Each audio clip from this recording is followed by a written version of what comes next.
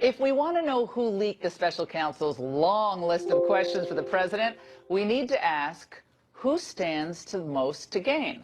Well, the former assistant to Bob Mueller blamed President Trump for the leak, but Trump blasted the leak himself in a tweet earlier today. A report in the Washington Post tonight, though, suggests that the leaked list may be a series of questions compiled by Trump attorney Jay Sekulow. It may have actually been a list of questions that the president's legal team believed Trump would be asked, kind of a moot court situation.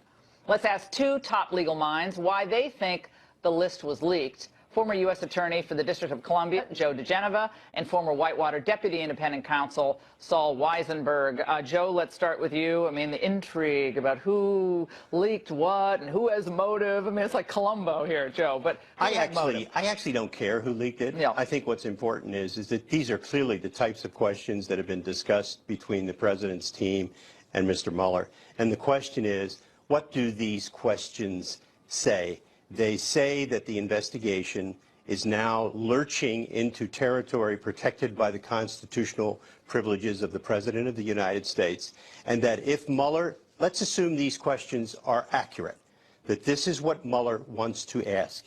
If they are, and he insists on answers and will not accept written answers and demands an interview, which the President rejects, and then Mueller insists on a subpoena, we are headed to a constitutional crisis because the president's not going to answer these questions under any set of circumstances. Saul, when I saw tonight this report in the Washington Post about the presidential subpoena, you know, it takes kind of a lot to shock me these days in Washington, but I took a couple of extra breaths there. Your reaction? I'm not sure I saw the Post thing. Is there a presidential? Is the subpoena already issued to the president? No, it's just apparently Mueller raised the possibility with the Trump legal team reportedly. Well, I think Joe is absolutely right. If President Trump decides not to sit in for an interview and answer these questions, and these are very broad questions that definitely raise issues of both executive privilege and separation of powers, if he declines to answer and Mueller issues a subpoena, you know, it's not just a question of does Trump invoke the Fifth Amendment or go to the grand jury. He's going to go and litigate this issue. And here's something that is very interesting that I don't believe anybody has talked about. Remember, in the Watergate years, you had U.S. versus Nixon, where the Supreme Court rejected President Nixon's blanket claims of executive privilege. But in that decision, they pointed out that Leon Jaworski, the special counsel, had been explicitly granted the power to contest executive privilege. I'm not sure Bob Mueller has the power under his appointment from Rod Rosenstein or under the regulation to go in and even challenge executive privilege. So there's a possible third way for the president to bottle this up in court on the executive privilege issue. Oh, I love that. Joe, that's fascinating. Any particular questions in this lengthy list jumped out at you, and why? Yes, the questions putatively posed by Mueller about what were you thinking when you fired Comey? What were you thinking when you fired Flynn? The notion that a special counsel can intrude on the thinking process of a sitting president while he was president, firing a person that you have ultimate authority, unfettered, unreviewable authority to fire under the Constitution, tells me one thing about Mueller. He has gone goofy. The question should not be answered under any set of circumstances, and I tell you something, I would litigate this to a fare thee well. These questions are sophomoric.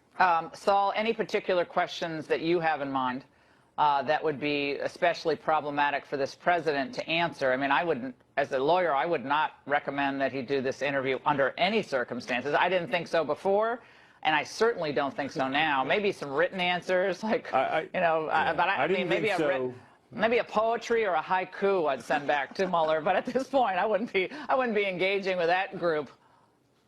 Two, I agree with you. I didn't think he should go in before. Two that, I mean, you could pick any number of them. Two that struck me as particularly outrageous or almost humorous. One, why do you continue to criticize Jim Comey and Andrew McCabe? I mean, give me a break. You need to ask that? That's rather obvious. And another one was, why did you hold, Jeff Sessions, Attorney General Sessions' resignation in abeyance, I think until May 31st, and who did you discuss it with? Again, as Joe points out, this goes into the heart of executive decision-making. But it also shows something else. These questions show a couple of things. The Mueller people are outraged and livid at the president's criticisms of them, and they have a very dangerously broad view of obstruction of justice. Joe and Saul, I want to play for you now a soundbite from Rod Rosenstein today. He was at an event, and he was reacting to what he had heard and been reported about the Freedom Caucus potentially drawing up articles of impeachment against Rosenstein. This is what he said. They can't even resist leaking their own drafts. I just don't have anything to say about documents like that, that nobody has the courage to put their name on, and that they leak in that way. But I can tell you, there have been people who have been making threats privately and publicly against me for quite some time. And I think they should understand by now the Department of Justice is not going to be extorted. Joe. Well, I think Mr. Rosenstein has just shown his ignorance of the Constitution. Congress has demanded access to documents that it's entitled to under the Constitution pursuant to its oversight function. His refusal and obstructionism to turn over those documents has led to the confrontation, which is why they are considering his impeachment. If he thinks that's extortion, I suggest that he resign from office because he's clearly a legal incompetent. Yeah, Meadows is suggesting that basically today, Saul, that, I mean, this whole extortion. That's ridiculous. This extortion line. I mean, it's as the Deputy Attorney General to throw around the word extortion when you're already, under a cloud of concern at the very least because of some of the makeup of the prosecutors, what's happened with the text messages, the failure to turn over documents. He didn't pick the prosecutors. He didn't pick the prosecutors. I mean, Rod Rosenstein. I'm not talking about. I'm talking about over the investigation, and in a prickly. It was like a Comey-esque, priggish, prickly manner to go. Well, I can't believe it. I mean, I just thought it just looked undignified. It was very undignified. What you see is a man please don't defame Rod by comparing him to Comey. Look, you've had these fights. What is it? You think it's okay for Trump to claim executive privilege vis-a-vis Mueller, but it's not okay for Rosenstein to to resist Congress? That's been going on since Hector was a pup, and you know it. It's a back and forth. I don't have any problem with. He can resist Congress, but he cannot refuse to turn over documents that Congress has a right to see. But here's the point. That use of the word extortion today was an absolute outrage on the part of a constitutional officer who is the Deputy Attorney General of the United States. That is unbecoming, and it's a fireable offense. He's not going to be fired because the president shouldn't do it. Joe, you think everything's an outrage. Everything outrageous. Actually, that's not true, Saul. And in fact, when the Deputy Attorney General of the United States uses the word extortion for Congress seeking documents it's entitled to under oversight, that is outrageous. Yeah, so all I'll say is, look, the only reason they ever turned over the documents is because they were about to be slapped with contempt of Congress. They had to go to that level to get the documents that they're entitled to get under their normal constitutional oversight obligation. It's their obligation. Rod's going to get what he wanted. Rod wanted a fight. He's going to get it. You know what? The president actually is higher up than Rod Rosenstein. It's an amazing thing in our system of government. At any time in the last 6 months, the president could have picked up the phone and told Rod Rosenstein, instead of tweeting. No, not fired him. He could have said, Rod, turn that stuff over, and then Rod could have either said, that would have worked well. No, he's been told. Oh, come on. He's been told. That's the ridiculous. President has been told he cannot communicate with the Justice Department by Don McGahn, the White House counsel. We're out of town. We're going to run to black. We're going to run to black. I don't care what Don McGahn does. He's obviously not helping the president. Guys, thank you both. You're right. He would have been creamed politically and PR-wise by the press and so forth, and he was advised not to do that. And by the way, when we come back, a rapper tied to Snoop Dogg issued a blood-curdling warning for Kanye West. Stay there. Well, I had really hoped that Kanye West's outspokenness would spark a real national dialogue. You know, big country, big opinions, and one in which the African-American community would question whether reflective allegiance to the left and the Democrats has really always served them well.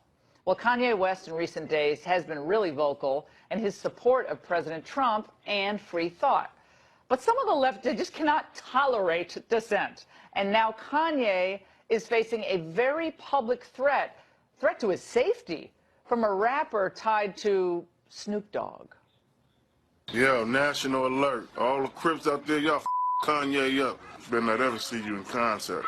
You better not ever see you around California. Stay in Calabasas. You hear me? Because we got a Crip alert for Kanye. All the Crips out there, you see that bang on his up. Well, that's the work of L.A. rapper Daz Dillinger calling on the notorious Crips gang to bang on Kanye, meaning shoot him. Let's discuss with attorney Michael Starr Hopkins, a contributor to The Hill and radio talk show host and Fox News contributor, Kevin Jackson. All right, gentlemen, this is wild. We're going to get into what happened on TMZ today as well, which is was incredible to watch. But let's start on this physical threat. Now we have a situation, Michael, where when you disagree, you are so low on the totem pole, if you can even say that anymore, maybe you can't, but you're so low because you have the wrong views that you must be not just ridiculed on social media or, you know, any of that, but you must be destroyed, not just rhetorically, but apparently physically. Yeah, I mean, there's no place for violence in the political discussion. I don't care whether, you know, you're Kanye West or any other celebrity or average American. I don't think the Crips or the Bloods represent the left, just like I don't think white nationalists or neo-Nazis represent the right. And I think what we should be focusing on here is what role Republicans are going to play in the African-American community. You know, Tim Scott, Colin Powell, those are both black Republicans who on policy I disagree with, but, you know, I think that they have a right to believe whatever they want to believe. Kanye West is playing a different game. Kevin, look, Kanye West is someone who, you know, trashed George W. Bush. They didn't care about black people. He's an interesting guy on a lot of fronts. But this was kind of surprising to a lot of people when he comes out. He has this big rollout of a couple new tracks, and has, I guess, a new album coming out soon. And I mean, is this just opportunism on his part, or does he just really like Trump and this is kind of, you know, cool for him, a cool moment? Yeah, he's all over the political spectrum. He's already proven that he's been, you know, anti-Bush. He happens to like Donald Trump. And the problem with what Michael said, and I believe Michael's being sincere, but the problem that people on his side of the aisle don't face is that black conservatives get ridiculed all the time. You have to have skin that's thicker than a rhinoceros and a pear the size of Alaska if you're going to be a black conservative. And Kanye's about to find this out. Rarely do you ever hear the other side. I've never heard it, but I'm going to use rarely so I don't speak in absolutes. Have I ever heard somebody come to the defense of people like myself who want nothing but the best for blacks, but get called Uncle Toms, coon butt Negroes, and I clean that up for you, Step and Fetch It, and a whole host of other names. Those are the nice names you've been called. Those are the nice names. Yeah. I've seen the tweets. Yeah, I've seen the tweets. Now, guys, I want to play for you an exchange that happened on TMZ today, where a staffer at TMZ, we'll start with him, made a comment about Kanye as he was leaving his interview. Let's watch. While you are making music and being an artist and living the life that you've earned by being a genius, the rest of us in society have to deal with these threats to our lives. We have to deal with the marginalization that has come from the 400 years of slavery that you said for our people was a choice. Frankly, I'm disappointed. I'm appalled. Well, your reaction, Michael, I mean, we're going to play what Kanye actually said. But yeah, I was going to say, I feel like... Yeah, let's play it now. Let's play it now so people get... We kind of did this reverse order, but let's play it now. When you hear about slavery for 400 years, that sounds like a choice. Like, you was there for 400 years and it's all of y'all? You know, like, it's like we're mentally in prison. I like the word prison because slavery goes too direct to the idea of blacks. Prison is something that unites us as one race, blacks and whites being one race. that we're the human race. Now, Michael, do you actually think he's been slaughtered on social media, Kanye, for the last several hours? Slaughtered.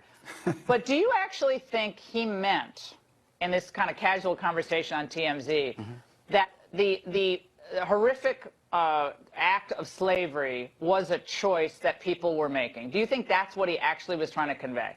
Honestly. I got to be honest, I don't know what Kanye meant to convey in that, but the words that he said, the fact that he would say that slavery was a choice in such a flippant way, I think that's the problem that Kevin's talking about when he talks about African Americans being criticized as conservatives. Because when Kanye does things like that, he makes it harder for then African Americans to talk about conservatism, because Kanye's playing everyone. And by using language like that, it not only inflames, but I mean, African Americans jumped off of slave ships so that they didn't have to be slaves. They ran away. They were lynched. Millions of Americans were murdered under the banner of slavery. Horrific. And Kevin, do you think that's what Kanye West was trying? No. I think I know what he was saying. I think he was saying people get imprisoned in the past and they let that define themselves. Exactly. I think. I have no idea. That's but I imagine that's what he was trying to say. Well, 40 years ago.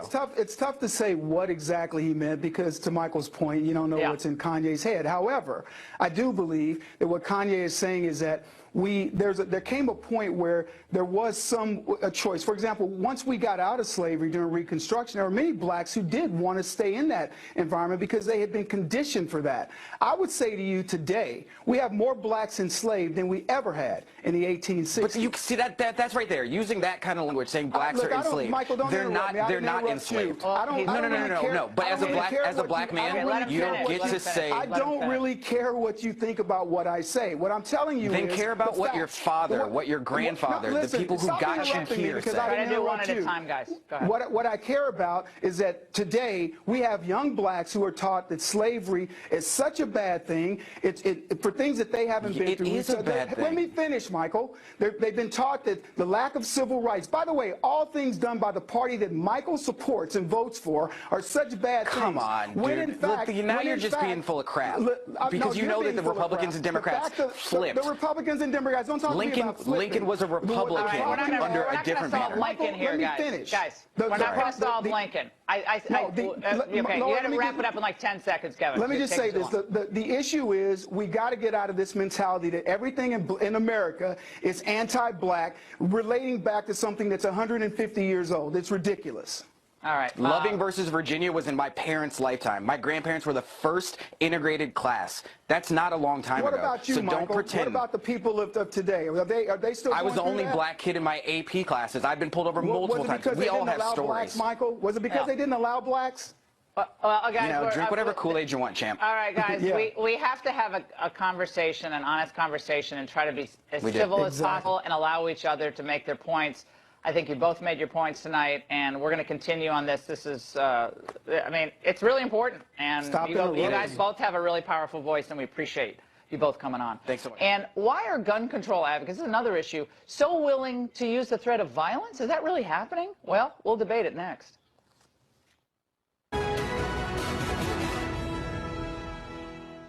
A young woman in Florida wants to join the NRA's lawsuit against a new state law banning the sale of guns to anyone under the age of 21. But she's so afraid for her safety that she's asked a federal court to keep her identity secret.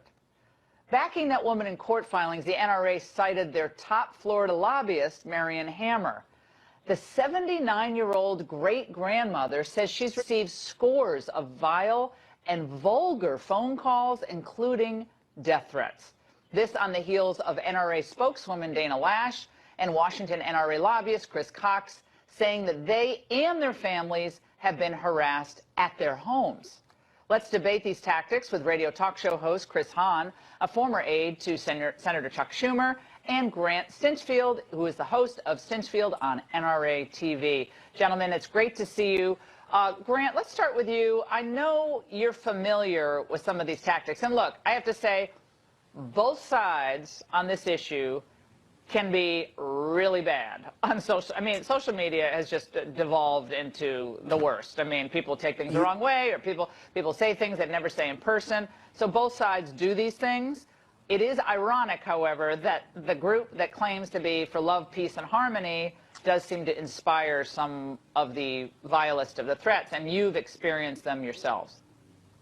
You know, I have, Laura. I get death threats almost on a daily basis. I believe most of them are keyboard cowards, and I don't put much stock in it.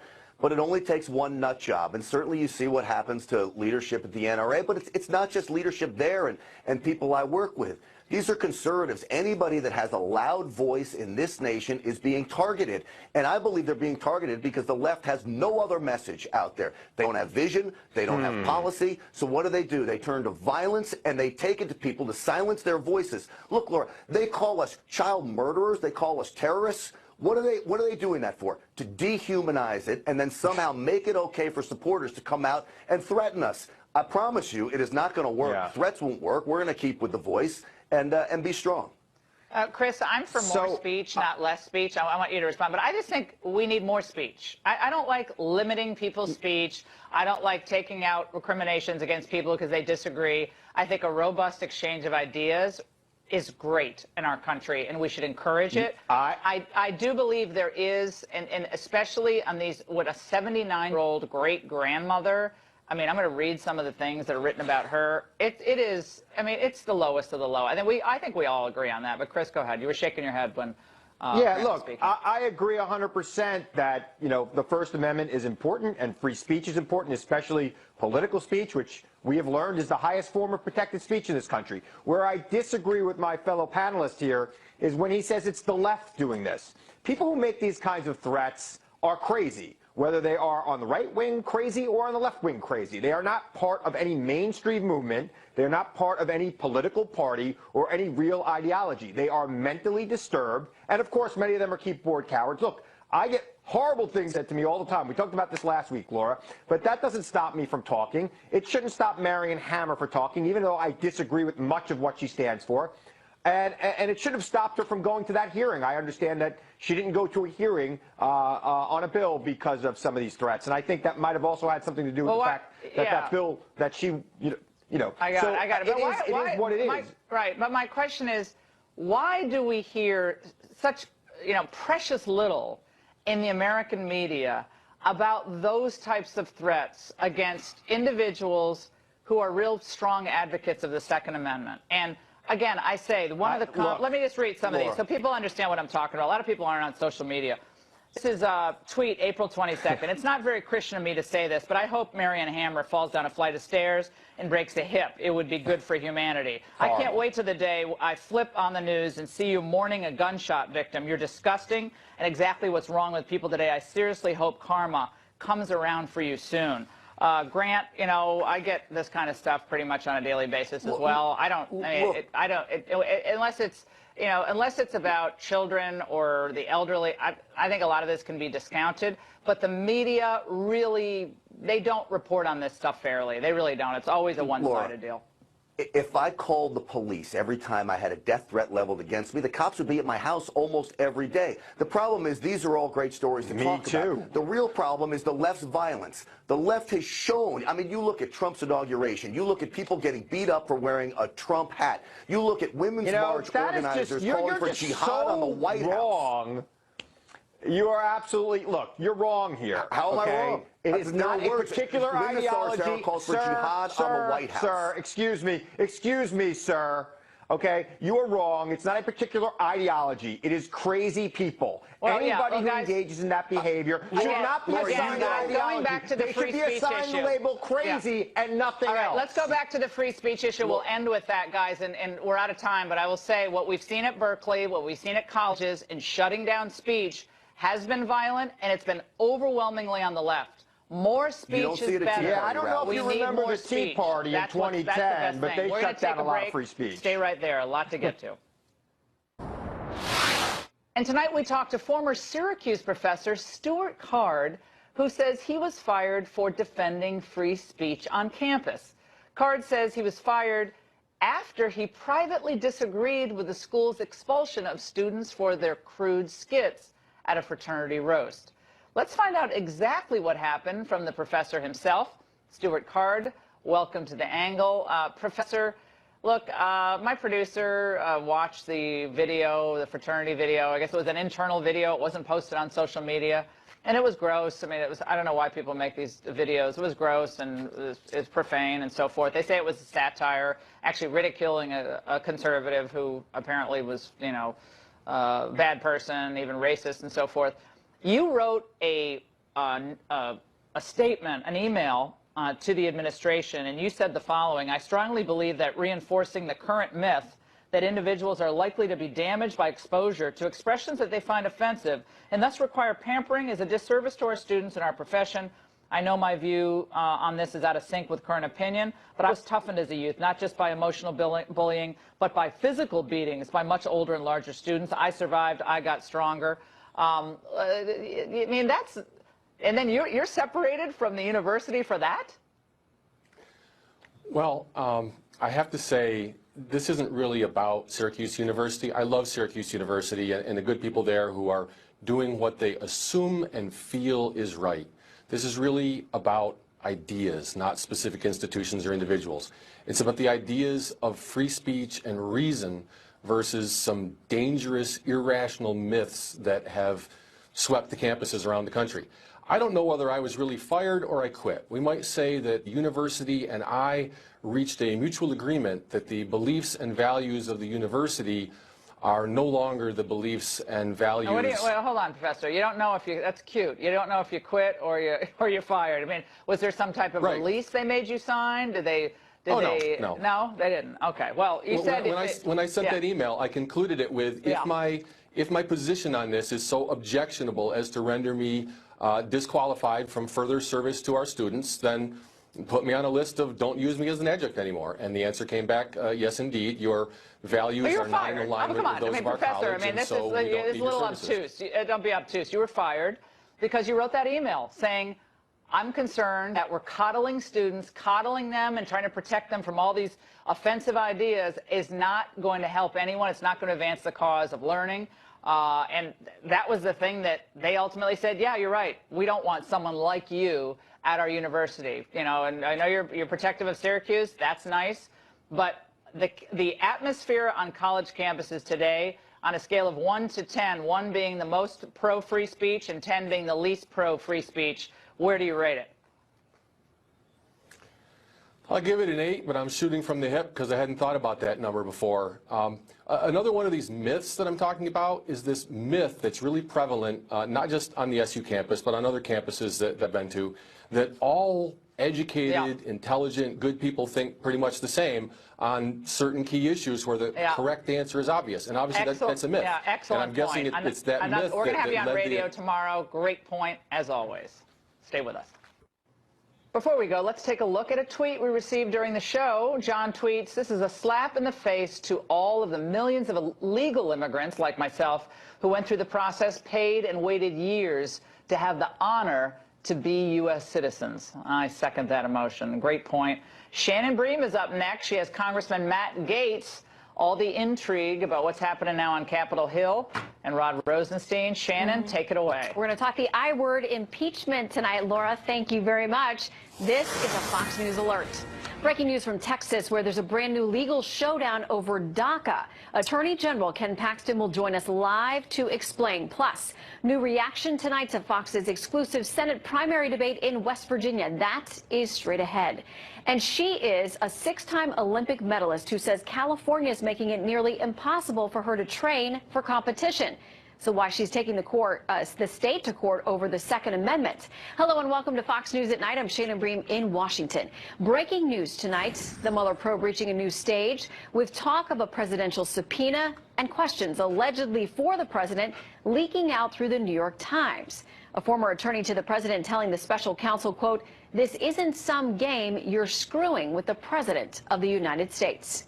Meanwhile, a key DOJ official, Deputy Attorney General Rod Rosenstein, facing potential impeachment driven by a group of GOP lawmakers. Well, Rosenstein signals, bring it on. The Department of Justice is not going to be extorted. I just don't have anything to say about documents like that, that nobody has the courage to put their name on and that they leak in that way. More now on who's behind the leak of those questions that Robert Mueller allegedly has for the president. Let's bring in Chief National Correspondent Ed Henry. He knows what's up. Well, Shannon, there's a lot breaking tonight, as you noted. You know better than anyone. It means this showdown could now go to the Supreme Court. Breaking tonight, the Washington Post reporting special counsel Robert Mueller raised the possibility of using a subpoena to compel President Trump to testify. Fox confirming that John Dowd, the president's lead attorney at the time of this March meeting, said basically to Mueller, this is not a game. You're screwing with the work of the President of the United States. I've spoken to some in the president's orbit who are furious and think that actually Dowd is leaking these details, especially since this story, like the New York Times report you mentioned last night, about Mueller's prepping 4 questions for the president, cast Dowd in a very heroic light, as if he put it out there. I spoke to Dowd by phone tonight. He insisted to me he's not leaking. There are others in the president's orbit saying maybe the president himself wants these leaks out there so all the witnesses are on the same page about what Mueller is investigating, but also it allows the president to make his case publicly that Mueller is overreaching and this is a witch hunt. Senior White House sources tell me tonight it's unlikely Mueller is leaking this. He does not want his cards revealed in public. While Dowd left the president's legal team earlier this year after concluding Mueller's long list of questions could put the president in legal jeopardy if he sat for an interview. And these 2 leaks are widely seen as an attempt to sabotage any interview, which is what Dowd has been wanting to do. The Times story last night added the leak was a person outside the president's current legal team, meaning it was not White House lawyer Ty Cobb or the new outside lawyer who replaced Dowd, Rudy Giuliani. Since they're on the team, Dowd is not. The list suggesting that Mueller wants answers about the president's interactions with James Comey, the retired General Michael Flynn, and Attorney General Jeff Sessions, plus questions about whether he communicated with Michael Cohen about real estate deals in Russia, which crosses that red line the president established about his business. The president tweeting, quote, so disgraceful the questions concerning the Russian witch hunt were leaked to the media. No questions on collusion. Oh, I see. You have a made-up phony crime, collusion, that never existed, and an investigation begun with illegally leaked classified information. Nice. Meanwhile, Republicans Trey Gowdy and Bob Goodlatte tonight are probing Comey's leaks, sending a letter to Sessions and Deputy Attorney General Rod Rosenstein seeking documents on a Comey friend. You remember him, Daniel Richman, who was used as a go-between by Comey to release some of his memos. Now, Rosenstein today fired back at House Republicans who are prepping those articles of impeachment you mentioned against him for not producing other documents quickly enough. Rosenstein said the Department of Justice is not going to be, his words, extorted, but Republican Mark Meadows fired back that Rosenstein should stick to facts and not rhetoric. A lot breaking tonight, Shannon. Yeah, a lot of back and forth. I don't think that's going to simmer down anytime soon. Ed, thank you for all the details. All right, we are joined now by a member of the House Freedom Caucus, the group considering articles of impeachment against Rosenstein. Matt Gaetz is a Republican congressman from Florida. Good evening to you, Congressman. Good evening. Okay, so you've probably heard a little bit from the Deputy Attorney General responding to this. I want to play a little bit more of what he had to say today when this topic came up. Yeah, there have been people who have been making threats privately and publicly against me for quite some time, and I think they should understand by now the Department of Justice is not going to be extorted. We're going to do what's required by the rule of law. What do you make of that? He says you're not going to be, or people who are making threats about his position are not going to be extorting the DOJ. Well, earlier you played a clip where Rosenstein said no House Republicans would put their name on these articles of impeachment. I think Mr. Rosenstein ought to be more worried about what he's put his name on. For example, the FISA warrant renewal. After the FBI knew that Christopher Steele was lying and was not trustworthy, Rosenstein himself signed the document to spy on an American citizen with no justification. He also put his name on the pleading to silence the whistleblower in the Uranium One case. Now, I'll say this. Rod Rosenstein's understanding of extortion seems to depart from the law. The definition of extortion is forcing someone to do something that they have no legal obligation to do under some threat. Rod Rosenstein has an obligation to follow the law. That's all we want him to do. And what's most telling about his viewpoint are his most recent comments to the New York Times, where he said he doesn't believe that the Congress has a constitutional authority to conduct oversight. I think that means he's not reading Article 1 correctly, particularly our power to appropriate funds, and then, of course, ensure those funds are used in accordance with the law. Here, the FBI and Department of Justice departed from the law. They did so because they were out to get Donald Trump, and now they want to evade oversight, and it's something we're not going to let them do. Well, let's talk about Chairman Goodlatte and Gowdy have reached a deal with the DOJ to get production of documents they've been after for a long, long time. It sounds like there's progress on some of these fronts as far as cooperation with the DOJ. Why is that not enough for you?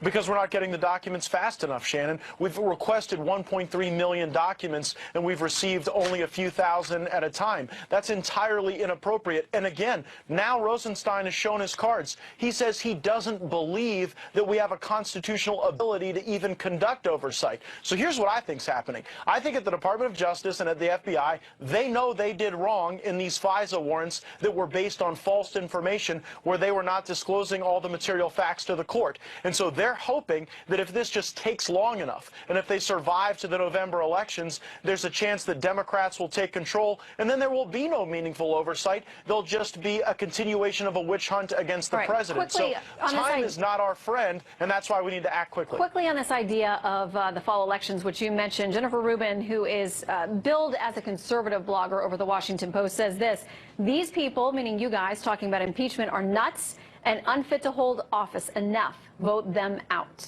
How does this factor into the fall?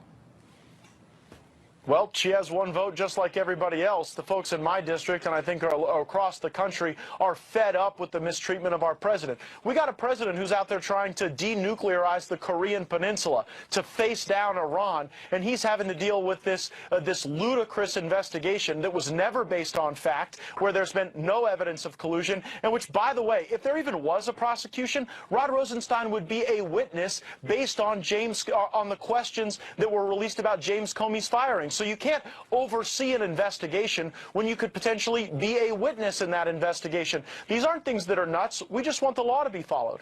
All right, well, keep us up to date if there's any progress on these articles. We know that we'll be watching, as well as the Deputy Attorney General. Congressman Gates, thank you.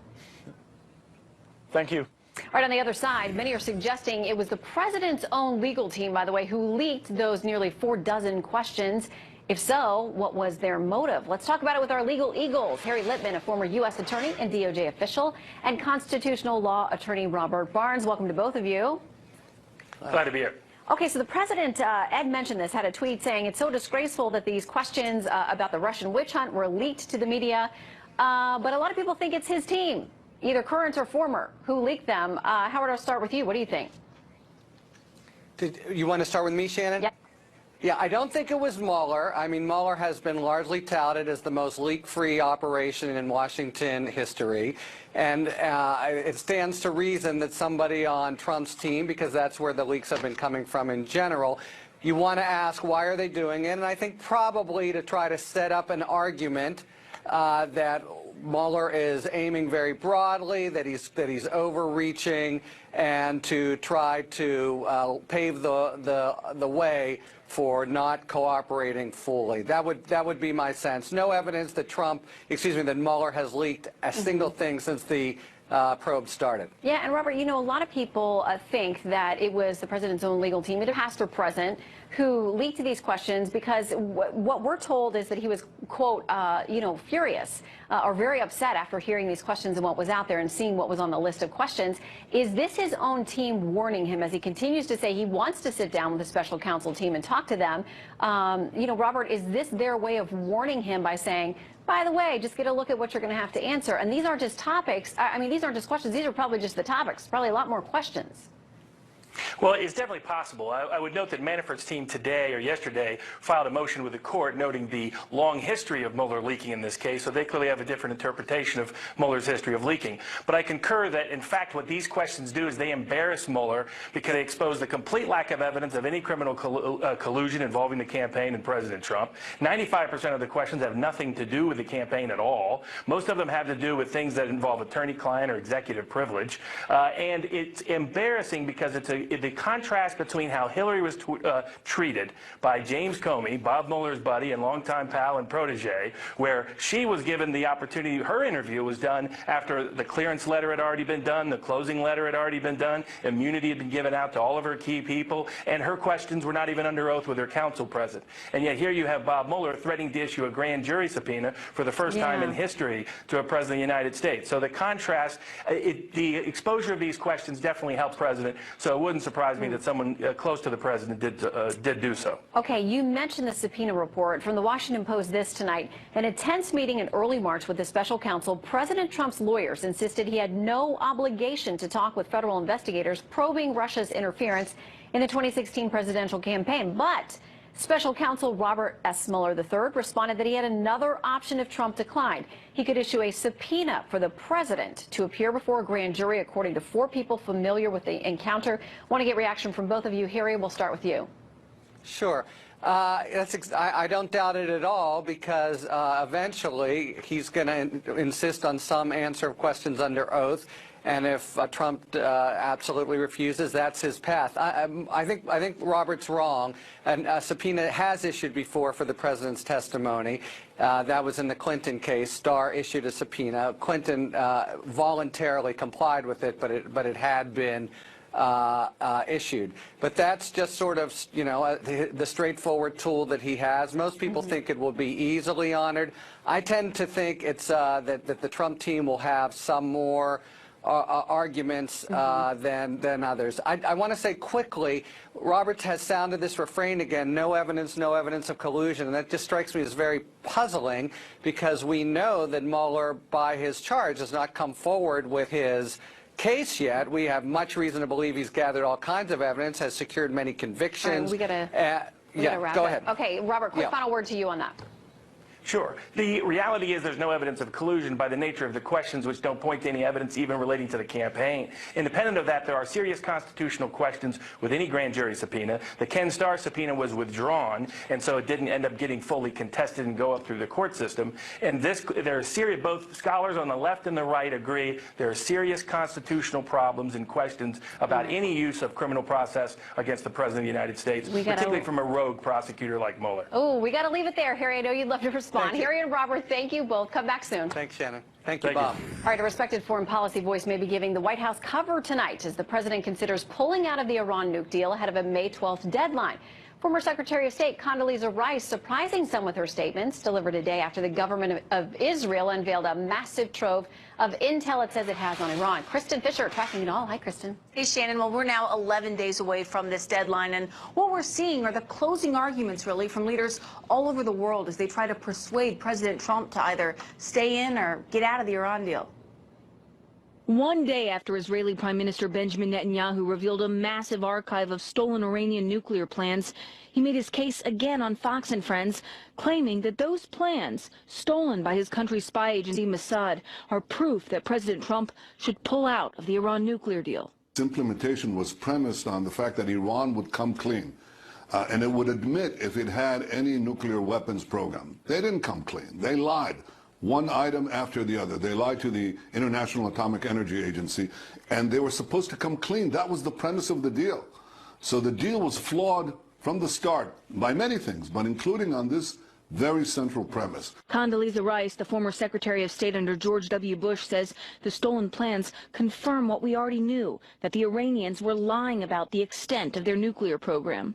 And that means that you really have to have strict verification. And frankly, this deal doesn't have very strict verification. I actually think if we pull out now, it's not going to be the disaster that everybody's talking about. I would not have signed this deal. I don't think it was a very good deal. I think we were in a hurry to get a deal, and we left a lot on the table. But former Obama administration officials are accusing the president and the Israeli prime minister of making up intelligence and laying the groundwork for another major conflict in the Middle East. Quote, after years of bashing U.S. intelligence agencies for getting Iraq weapons of mass destruction wrong, Trump is now cooking up intel with the Israelis to push us closer to a conflict with Iran, a scandal hiding in plain sight. Now, former Secretary of State John Kerry has also been tweeting about it tonight. He points out that Netanyahu's evidence comes from the early 2000s, a time when the world had no visibility into the Iran nuclear program. He says, blow up the deal, and you're back there tomorrow. So, Shannon, we've got 11 days to go. See what the president decides. We are watching. Something tells me you're going to report on it again for us in the next 11 days. Thanks, Kristen. Thanks. All right, it was wild and wonderful, and it was only right here on Fox News, the GOP debate for the West Virginia Senate primary. Find out who ducked for cover. Literally, we mean that, and actually who landed some big punches. Not literally. There Evan goes yet again. He's lies just keeping out. Did your mom ever tell you that we should wash your mouth out with soap with those lies? You know? Oh boy, hear from all the candidates. Sirewalt still fired up. He's standing by in West Virginia to break down the debate for us when we return. He's smiling, he's laughing. Fox News live in Morgantown, West Virginia tonight for an electric start to the midterm election season. Republicans there are trying to turn a Democratic Senate seat red, and it got a bit hot in there. I'm up in Washington actually working with President Trump. I have been fighting the establishment. You can't drain the swamp being like the swamp. I feel very fortunate that I'm one of the folks up here who moved to the state by choice. I love West Virginia with all the fiber in my being. Congressman Jenkins, I got to ask you, I'm from New Jersey. What are New Jersey values and what's wrong with them? We need somebody representing our values. You can't change your values just because you change your zip code. If Joe Manchin comes after you for living in Nevada, what do you say? That he's lived in D.C. too long. If you would, please raise your hand if you would support Mitch McConnell for Republican leader in the Senate. He hasn't asked. He won't be the majority leader, but let me clarify that both of these guys are right. They're both lying. If you want to see what the problem is, it is the pill pushers. And Patrick Morrissey has represented those people for years and made millions. There Evan goes yet again. He's lies just keeping out. Did your mom ever tell you that we should wash your mouth out with soap with those lies? You know? They sent me to prison for a misdemeanor. I was the only prisoner there that was a misdemeanor. It was clear from the beginning to the end that it was a fake prosecution. All right, that's a lot to chew on. Let's bring in West Virginia native and Fox News politics editor Chris Stirewalt. All right, what do you make of this primary tonight and what it would tell us possibly about how these guys could survive in the general against Senator Manchin? Very popular guy, as you know, in West Virginia. Well, there was a time he was extraordinarily popular. I think that the Trump era has been hard on Manchin because he hadn't quite been able to figure out. He's been caught splay-footed a couple of times, and that's why Republicans are so optimistic that this is the year that Joe Manchin can't beat the clock again, that he can't run out the clock. And that's why there's so much, I mean, the amount of anger, the amount of real hostility that you saw between Evan Jenkins and Patrick Morrissey tonight was uncomfortable. It was really intense. Your mother, wash your mouth out with soap, really ugly, really nasty, calling each other a liar. And that gave Don Blankenship, who was coming into this in the underdog, that it gave him the opportunity to stand back. It reminded me of Trump in the 2016 presidential primary debates, where he said, hey, look, I'll let the regular politicians rip each other to shreds, and I'll just stand down here and drop in a couple one-liners here and there. And I think it worked very well for Blankenship tonight. Well, you know, in a lot of states, we see potential candidates, you know, backing off and not wanting to be too tightly aligned with President Trump, saying, I'm independent, I'll do my own thing. I heard a lot tonight of kind of trying to out-MAGA each other there in West Virginia. Is that the winning formula there? MAGA times 3,000. In West Virginia, in this Republican primary, the electorate has an 87% favorable rating for President Trump, according to our most recent Fox News poll. That tells you that there is no problem for associating yourself. And also in the general election, remember, a lot of Democrats in West Virginia voted for Donald Trump. He was a Democrat. He embraces a lot of policies that Democrats traditionally did. And that's exactly what Blankenship's trying to tap into. He's trying to say, I'm an outsider. I'm not a typical politician. And that's what I want to do. That makes it hard for Jenkins. But I will say this. If there's a net loser tonight, it was Patrick Morrissey, because what what he and Blankenship are competing for the same pool of votes. He needed Blankenship to go down. He needed him to have a bad night and dry up and blow away. Morrissey didn't get that tonight. He was focused on Jenkins, but he really should have been focused on Blankenship, and Blankenship got away clean. All right, can we take a quick look at the Senate power rankings map, and you walk us through a little bit about what's at stake at this point coming up into the midterms? Well, we've got those 7 seats, those 7 states that you see right there in Mountaineer gold that you see, and that's where this battle comes down to. The Republicans have a 1-seat advantage in the Senate, and of those Senate seats are 4 of these very vulnerable red state Democrats, and that is Joe Manchin in West Virginia, but it's also Claire McCaskill in Missouri, it's Heidi Heitkamp in North Dakota, and it's Joe Donnelly in Indiana. And in each of those cases, it's a catch-22. When you have a vulnerable incumbent, that's good for a party if you're trying to pry him out, but it's bad because you get all of the crows come picking in your cornfield when you get to the primaries. And the test for Republicans in West Virginia, in Indiana, a lot of other places, can they avoid doing too much damage to each other in the primaries so that they stay viable in the general? Yeah, it's always the story. Everybody comes out bloodied and bruised. All right, come back to us safely, Chris Starwell. Great to have you with us live from West Virginia. Pepperoni rolls en route. Okay, we're counting on it.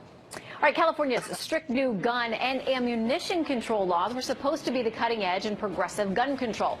We'll stick around to meet an Olympic medalist fed up enough to take the state to court over it for a very practical reason. That Olympian, Kim Rhode, she's won 6 Olympic medals, a whole lot more, has numerous world shooting records. She is here to tell her side of the story next.